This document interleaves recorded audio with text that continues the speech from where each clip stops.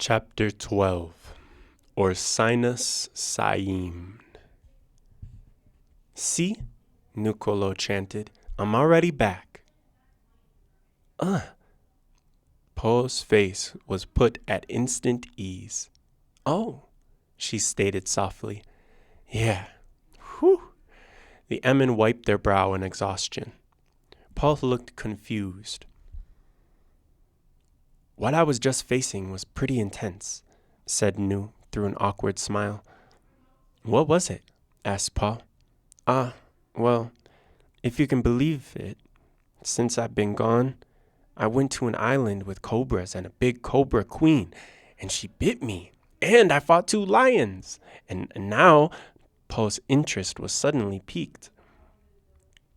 Now I think I'm supposed to go back, but through my mind, like the same way that I've been coming here to see you.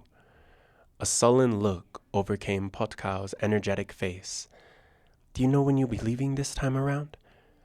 Nucolo shook their head. No idea. So let's just enjoy the time we have together now. I'm here for you. Wait!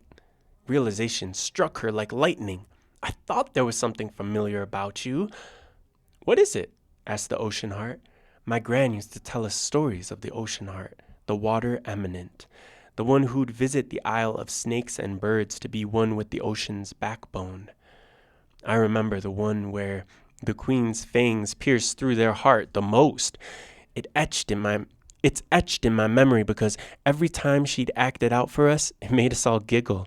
She'd always look at me, especially. Her heart grinned in remembrance. Well, yep, that's me. I'm the OceanHeart. Still pretty fresh to the concept. Do you know anything else about it? Well, her melon twitched in thought. My memory's a little bit rusty, but since meeting you, it's been re-sparked. According to Saim tradition. Saim? Questioned Nucolo. It's what my people call ourselves. Therefore, it is what you should call us too. The humans call us orcas, but we don't accept being named by that which is not ourselves. At least, not my family. Saim, repeated Nu. Okay, Saim it is, then. According to our tradition, Paul continued, the OceanHeart is the bridge between water and land, meant to show humanity the gravity of the errors of its ways.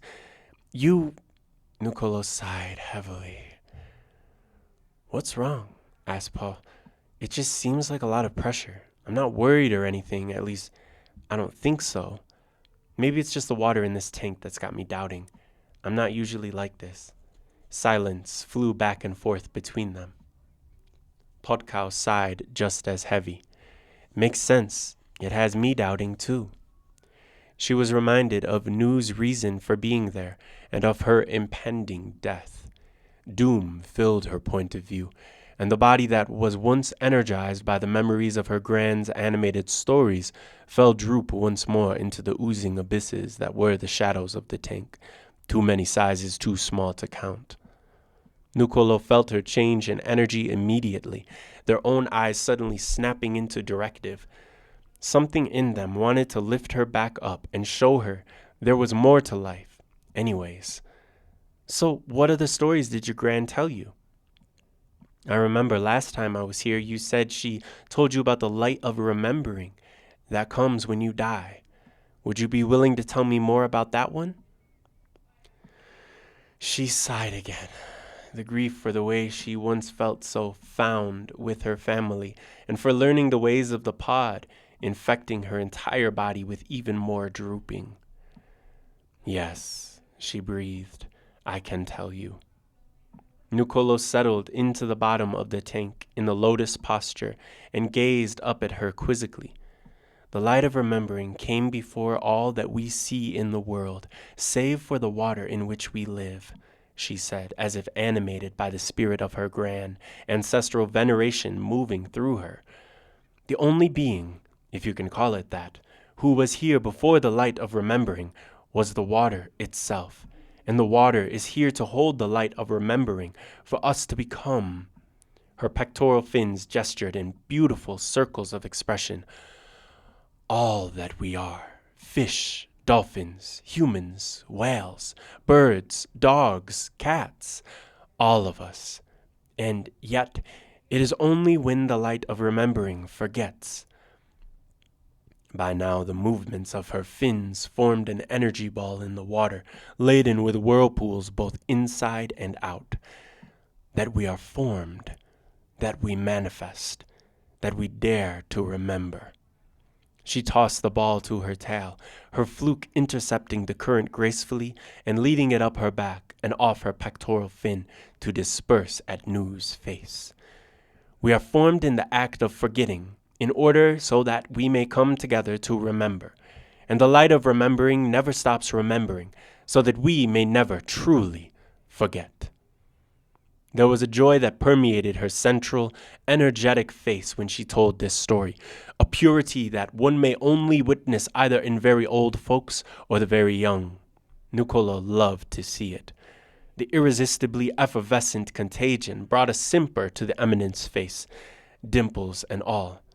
Then the sound from last time started back up again. Oh, I hear it again, the sound. That means I'm leaving. But remember, I remember. She spoke with a little snark cutting through the original simper. You're not really leaving. You'll be right back. And with that, the Newman shifted.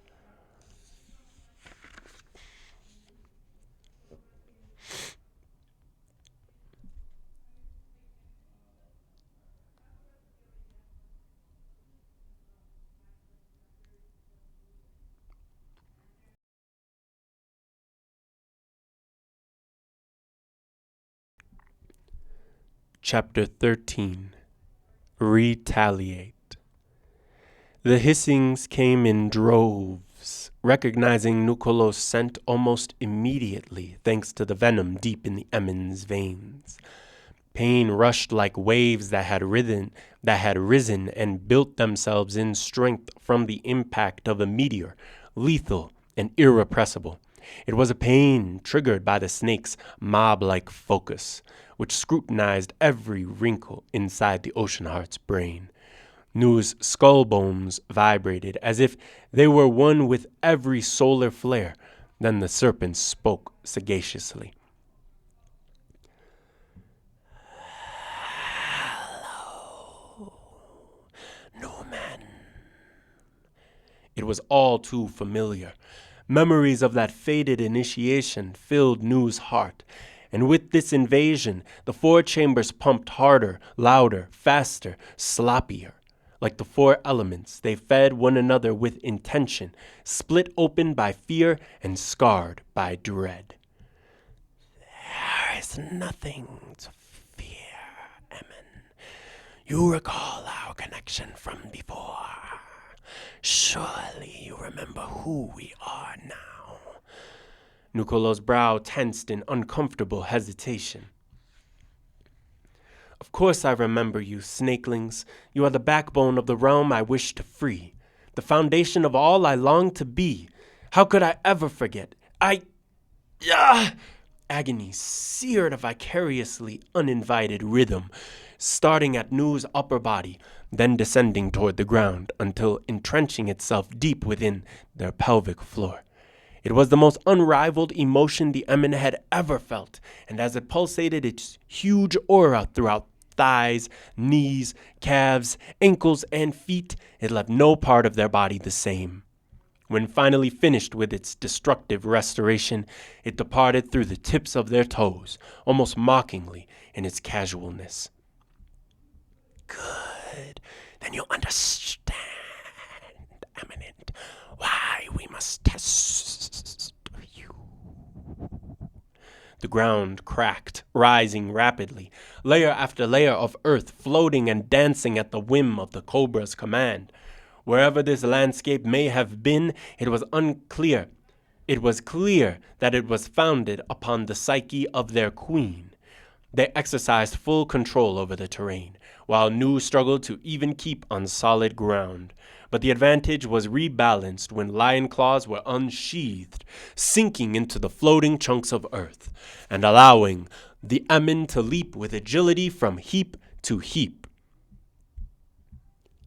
The serpents immediately saw this happen, and so they split the chunk of earth on which Nu stood, instantly disintegrating it, as well as its surroundings, into a cloud of dust. The Eminent let out a leonine snarl, deep in tone and intimidating in force, eyes flaring with ruthless indignation. Then the man-god beast leapt at one of the writhing cobra kin, pouncing with full force of claws and teeth upon their hooded head. Scales were shed, and hisses heard at the height of their frenzied frequency. The rest of the serpent horde congressed their attention to their sibling, protecting the kindred promptly with the most unbreakable defense of all: attack. Remember, Nucolo, retaliate. At the command of their black and white gauntlets, the Amen whirled into a frenzy of wild combat, lunging at the necks of the brood and decapitating them with a mouth full of razor-sharp teeth. The very same swords that the cobra helped create were now wielded against them in a hurried fury.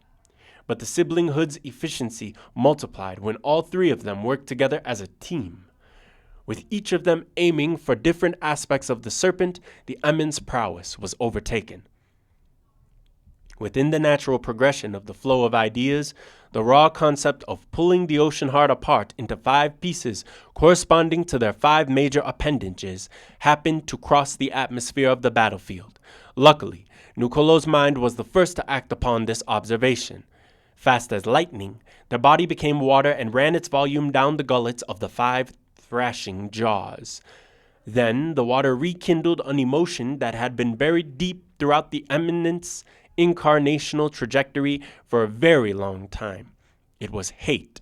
Hatred, steeped over to the boiling point and steaming its residue fiercely into the skin, muscles, and bones of the cobras. Hatred for the ignorance of the wicked iniquity and the ways in which innocence had for so long been turned against itself. Hatred in the name of the evolution that would be needed to return back to love. When the scalding body of Nu reached unbearable temperatures, the throats of the 5 biting serpents seemed to eat themselves away, disintegrating and collapsing, just like the floating mounds of earth. The many siblings of these fateful 5 calmly took in what happened to their kin, then retreated once more to the forests of the island in Nucolo's mind. The OceanHeart recollected into a focused, solid form, and shouted a call for the queen's response. "Serpent Queen Ananti, show yourself. I am here to overcome your trial." A low, roaring hiss rumbled from beneath the once more solid ground, each layer of earth making way for the queen's arrival. She rose in front of Nu, body gleaming electric blue with energy, and at least 5 times bigger than the last time they'd encountered each other. "You are in the astral, therefore this is her astral form." The gauntlets braced Nucolo's surprise with reassurance of the truth. "Knowing this, what is your astral form, and how will you assume yourself?" The colossal cobra flashed a grin of cunning anticipation before opening her jaws wide and gaping. The Cian force began concentrating on the swollen gums where her fangs used to be, and as soon as that happened, as if they were able to sense the energetic alteration in their point of origin, the swords of illness and wellness retracted their lengths from the dorsal portal, shooting themselves immediately into Nucolo's firm grip. Her new fangs solidified into an icy blue color, and her eyes spoke seductively to the life within Nucolo, pulling their consciousness into willful obedience. "Will your worthiness at my wisdom, Amen, choose now, defeat me or shatter in my wake." Her massive head shot at Nu with the force of 1,000 tons of earth. Swiftly the Emin leapt above the wreckage, both to avoid getting hit and to acquire a new vantage point from which to plot the next strike.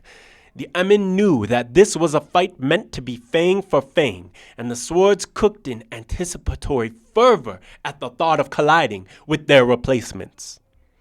Nu's lion form would more than make do in dodging and defending, and while that happened, the Emin could focus the sword's mastery on slicing critical points. Not before long, her head rose from the crater she created, just as Nu descended from the leap. There was no longer any time or motivation to think.